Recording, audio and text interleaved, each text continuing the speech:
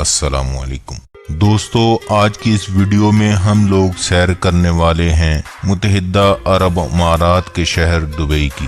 Dubai کو gains بک میں نئے ریکارڈ قائم کرنے والے شہروں میں شمار کیا جاتا ہے۔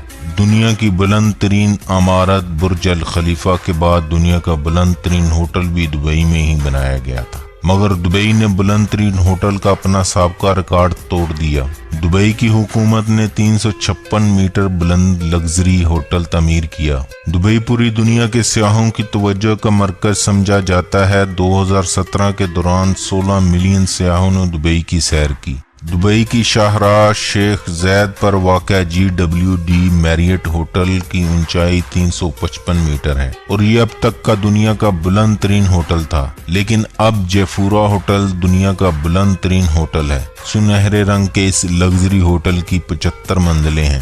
دبئی میں برج الخلیفہ کی اونچائی 828 میٹر ہے، جو دنیا کی بلند ترین عمارت سمجھی جاتی ہے۔ دبئی کا رقبہ 3855 مربع کلومیٹر ہے اور اس کی آبادی تقریباً 28 لاکھ کے قریب ہے۔ دبئی کی کل آبادی میں 15% اماراتی، 45% انڈین، 26% پاکستانی اور باقی پوری دنیا سے آئے ہوئے لوگ رہائش پذیر ہیں۔ دبئی متحدہ عرب امارات کا ایک شہر ہے جسے ملک کا سب سے بڑا شہر ہونے کا اعزاز حاصل ہے۔ 1833 میں بنی یاز قبیلے سے تعلق رکھنے والے تقریباً 800 افراد مختوم خاندان کی سربراہی میں خلیج کے دہانے پر آ کر آباد ہوئے۔ خلیج ایک قدرتی بندرگاہ تھی اور دبئی جلد ہی ماہی گیری، ہیروں اور سمندری تجارت کا مرکز بن گیا۔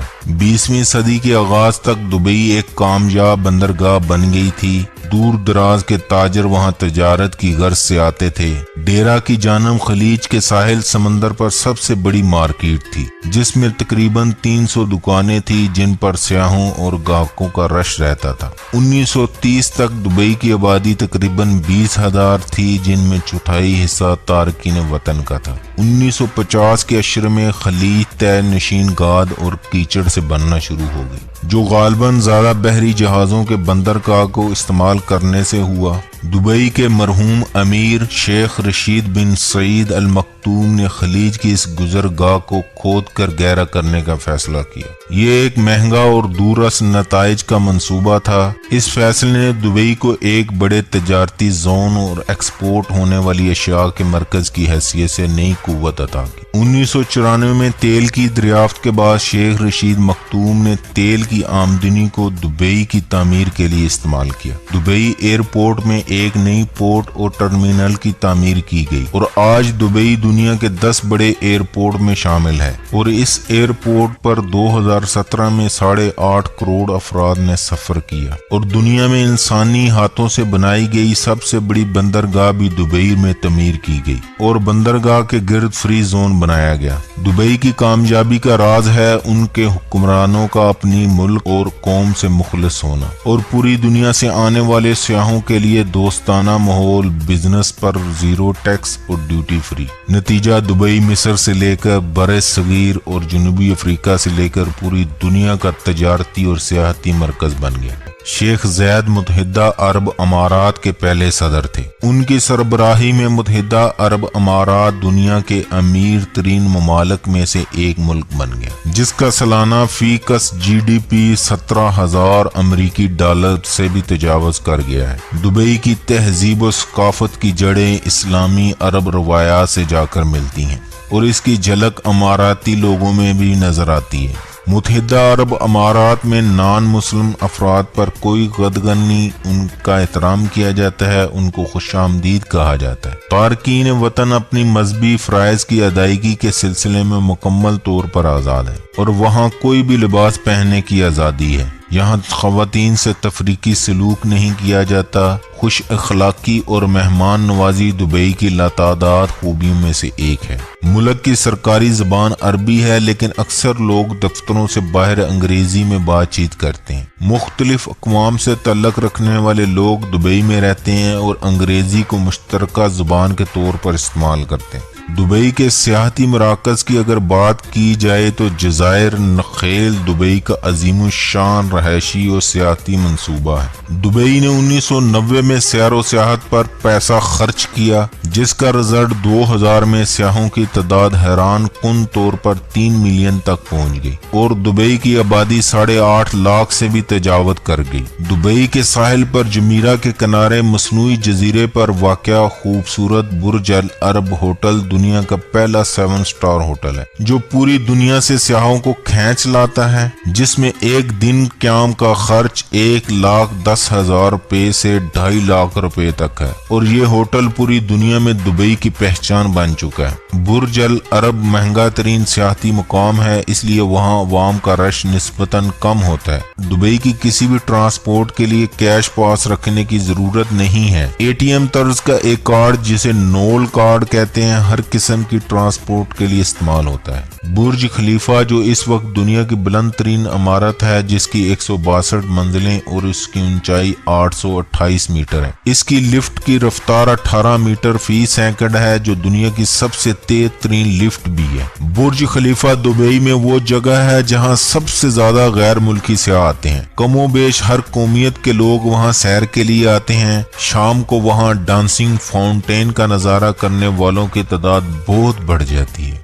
दुबई मॉल में एक शानदार किस्म का एक्वेरियम यानी मछली फार्म बनाया गया है, जहां अनवाओ अकसाम की मछलियां सियाहों की दिलचस्पी का बाइस हैं। 100 दिरहम अदा करके आप ऑक्सीजन मास्क लगाकर इसके अंदर सैर कर सकते हैं। अमारात टावर इन बेशुमार अमारात में से एक इमारत है जो इस तेजी से बढ़ते हुए शहर में तजारती एतमाद का एहसास दिलाती है। 350 मीटर बुलंद ऑफिस टावर मशरक़ वुस्ता और यूरोप की सबसे बुलंद इमारत है। चाइना दुनिया के साथ साथ दुबई में सबसे ज्यादा एक्सपोर्ट करने वाला मुल्क है, या आप ये कह लें चाइना का सबसे बड़ा दरामद कुनिंदा दुबई है, जो चाइना की मईशत को बूस्ट लगाए हुए है। दुबई में जहां भी पिंक कलर की गाड़ी नजर आए तो फौरन समझ जाएं इसकी कैप्टन लेडी है, ये गाड़ियां लड़कियों के लिए चलती हैं। दुबई पुलिस दुनिया की अमीर तरीन पुलिस कहलाती है, जिनके पास लंबोर्गिनी, BMW, फरारी, बुकाटी गाड़ियां मुजरमों को पकड़ने के लिए दी गई हैं। दुबई में खेलों के बड़े बैनुल अक़वामी मुकाबले भी होते हैं।